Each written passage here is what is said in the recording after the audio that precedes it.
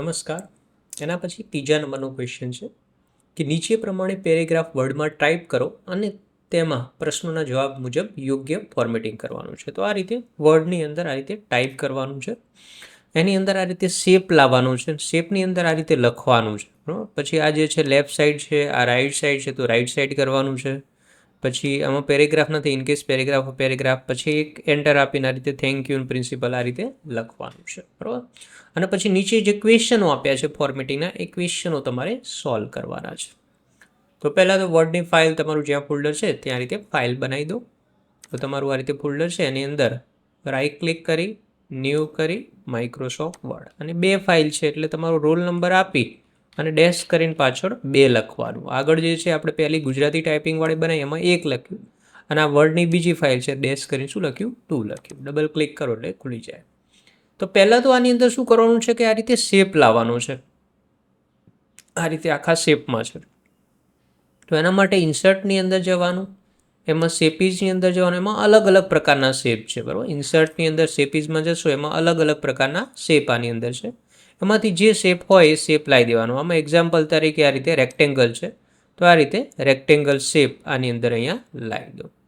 હવે શેપ લાવશો એટલે કલર જે છે ને આ રીતે ડિઝાઇન આવશે. તો આપણે સિમ્પલ લાવવાનું છે, તો અહીંયા ક્લિક કરી અને અહીંયાથી બ્લેક કલર, પહેલા નંબરનો બ્લેક કલર છે, તો અહીંયાથી તમે પહેલા નંબરની બ્લેક કલરની થીમ તમે અહીંયાથી સિલેક્ટ કરી શકો છો.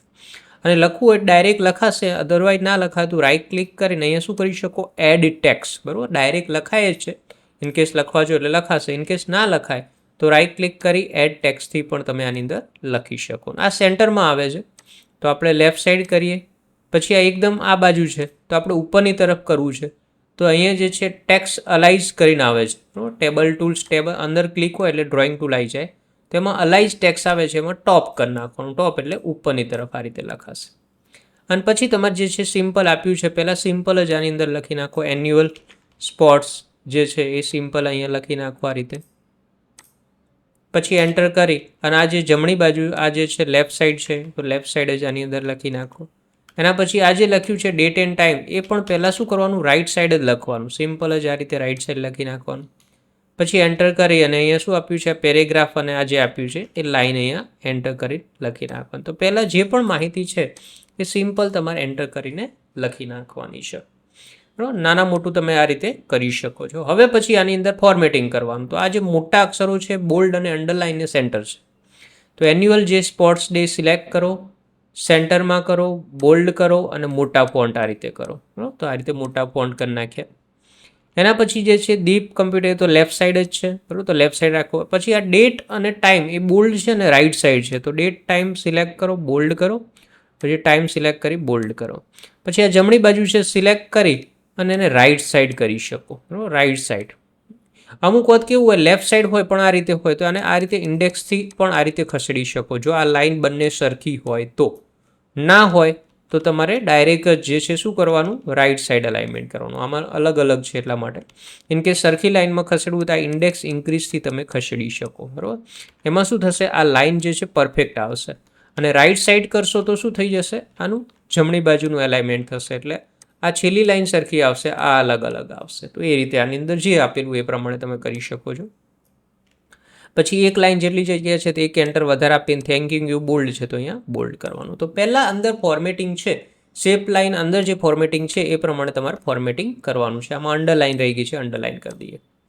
હવે પછી ક્વેશ્ચન ઉપર જઈએ કે પેજ ઓરિએન્ટેશન લેન્ડસ્કેપ રાખો. પહેલો ક્વેશ્ચન છે પેજ ઓરિએન્ટેશન લેન્ડસ્કેપ રાખવાનું છે, એટલે આડું પેજ રાખવાનું છે.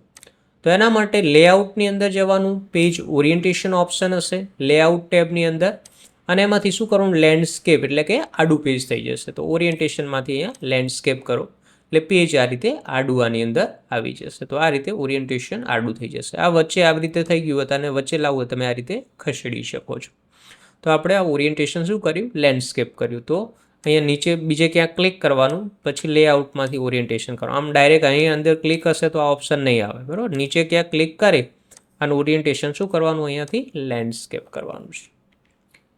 પછી છે બધામાં ફોન્ટ કેમ્બ્રિયા રાખવાના છે. તો આ બધું લખ્યું છે ફોન્ટ કેમ્બ્રિયા, તો આખું સિલેક્ટ કરો અને અહીંયા હોમની અંદરથી અહીંયા કેમ્બ્રિયા CAM કરશો એટલે કેમ્બ્રિયા થઈ જશે. CAM કરશો એટલે કેમ્બ્રિયા આવી જશે. પછી આની અંદર છે કે ટાઇટલ છે, એની અંદર ક્વેશ્ચન છે કે ટાઇટલ ફોન્ટ 18 રાખો અને બોડીના ફોન્ટ 14 રાખો. તો આ ટાઇટલ જે છે એના ફોન્ટ 18 રાખવાનો. તો આ સિલેક્ટ કરી અને આના 24 છે એની જગ્યાએ આપણે 18 કરી દો, સ્પેસિફિક 18 કીધા છે. અને નીચે બોડી એટલે કે એના પછી જે લખ્યું છે બધાના ફોન્ટની સાઇઝ 14 રાખો. તો આ સિલેક્ટ કરો નીચેનું ને અહીંયા સાઇઝ શું રાખો? 14 રાખો. તો આ રીતે આની અંદર હતું.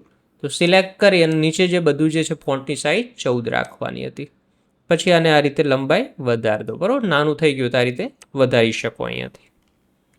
પછી છે હેડરમાં દીપ કોમ્પ્યુટર ડિજિટલ ક્લાસ લખો અને અલાઇનમેન્ટ સેન્ટર રાખો. તો હેડર આની અંદર એડ કરવાનું છે. તો ઇન્સર્ટની અંદર જવાનું, એની અંદર હેડર ઉપર ક્લિક કરવાનું અને આમાંથી કોઈ પણ એક સ્ટાઇલ સિલેક્ટ કરવાની. તો હેડર ઉપર ક્લિક કરી એમાં અલગ અલગ સ્ટાઇલ આવે છે. તો કોઈ પણ એક સ્ટાઇલ આપણે બ્લેન્ક સિલેક્ટ કરીએ અને અહીંયા લખી નાખવાનું દીપ.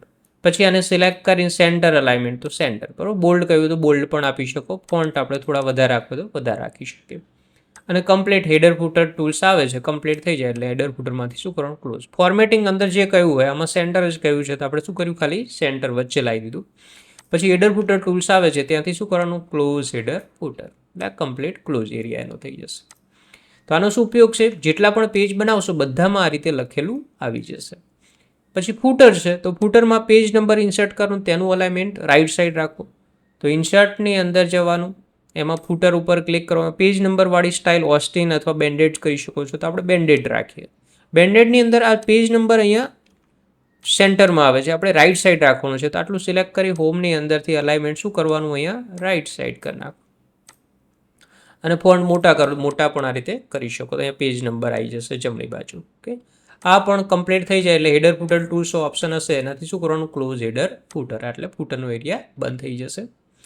પછી પેજ બોક્સ ટાઈપની પેજ બોર્ડર આપો અને વિથ એની શું રાખવાની છે? 3pt રાખવાની છે. તો પેજ બોર્ડર આની અંદર આપવાની છે. તો ડિઝાઇન ટેબની અંદર જવાનું, એમાં છેલ્લું ઓપ્શન આવશે પેજ બોર્ડર. ડિઝાઇનની અંદર શું આવે છે? પેજ બોર્ડર આવે છે, ત્યાં ક્લિક કરવાનું. અને બોક્સ ટાઈપની કીધી છે તો અહીંયાથી બોક્સ ટાઈપ ઉપર ક્લિક કરવાનું. અહીંયા બોક્સ આવે છે અને અહીંયા વિથ 3pt સિલેક્ટ કરવાનું. 3pt કયું છે? 3pt.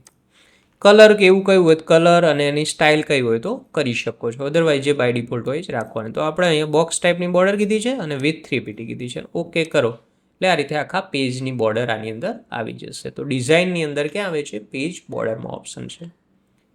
અને લાસ્ટમાં છે પેરેગ્રાફમાં બિફોર અને આફ્ટર સ્પેસિંગ 6pt રાખો. તો આ પેરેગ્રાફ જે લખ્યું છે એમાં બિફોર આફ્ટર સ્પેસિંગ, તો આટલું સિલેક્ટ કરો પેરેગ્રાફ. અને બિફોર અને આફ્ટર સ્પેસિંગ છે લેઆઉટની અંદર આવશે.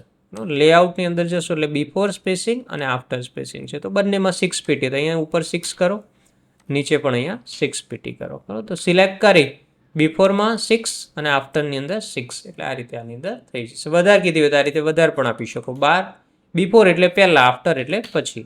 તો ઉપર નીચે આ રીતે જગ્યા જે થોડી આવે છે એ રાખવા માટે આનો ઉપયોગ છે. તો આમાં સિલેક્ટ કરી અને ઓપ્શન ક્યાં આવે છે? લેઆઉટની અંદર અહીંયા બિફોર અને આફ્ટર અહીંયા સ્પેસિંગ છે. એમાં 6pt બંનેમાં કયું છે? બંનેમાં 6 કરી નાખવાનું. બરાબર, બિફોરમાં પણ 6pt અને આફ્ટરની અંદર પણ શું આવશે? 6pt. તો આ રીતે આની અંદર ફોર્મેટિંગ કરવાનું છે.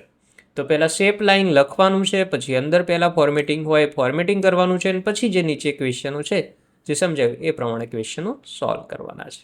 Okay, so thank you for watching this video.